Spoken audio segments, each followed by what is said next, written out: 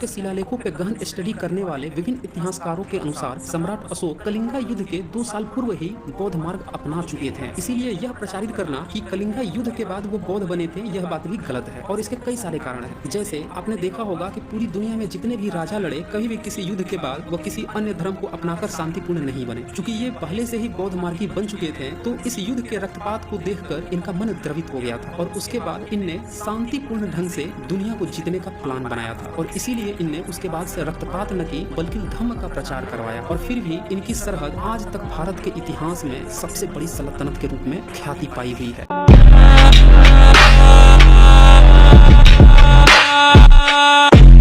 सम्राट अशोक के दयालुता का अनुमान आप इससे भी लगा सकते हैं कि वे गिरनार के अपने दूसरे शिलालेख में पशुओं तक के चिकित्सा के लिए अलग पशु चिकित्सालय खुलवाने की बात करते हैं, जड़ी बूटी अलग से उगवाने की और उसके लिए स्पेशल खेती करवाने का आदेश देते हैं।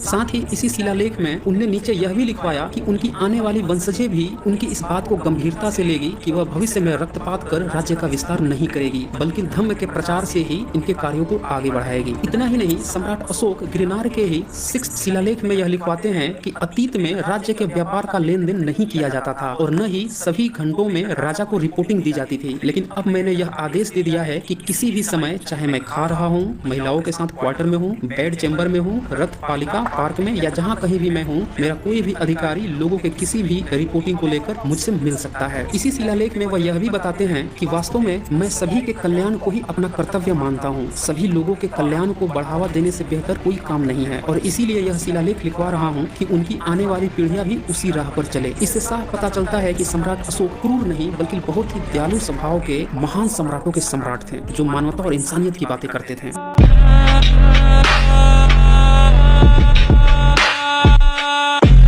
कारण था कि चंद्रगुप्त मौर्य भी राजपाट त्यागने के बाद आजीवक बन गए थे और उनके पुत्र बिंबिसार भी अपने राज्यकाल के ही दौरान आजीवक बने। सम्राट अशोक भी अपने राज्यकाल के दौरान बौद्ध मार्ग अपना लिए थे और उनकी आने वाली वंशजें भी बौद्ध मार्ग को अपना ली थी।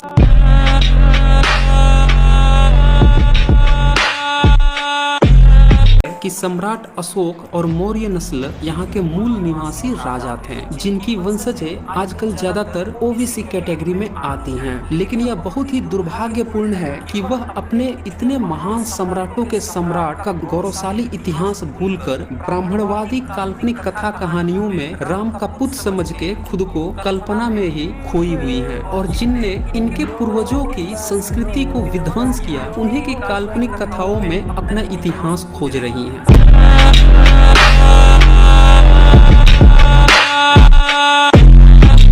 दरअसल पाली, प्राकृत और संस्कृत किसी भी भाषा के व्याकरण के अनुसार मूरा से मौर्य शब्द नहीं बनेगा। दरअसल मूरा नाम की दासी की कहानी मौर्य साम्राज्य को बदनाम करने के लिए, उनकी महानता को नीचा दिखाने के लिए ब्राह्मणवादी मानसिकता की उपज है। वास्तव में चंद्रगुप्त मौर्य, अशोक मौर्य वास्तविक नाम है।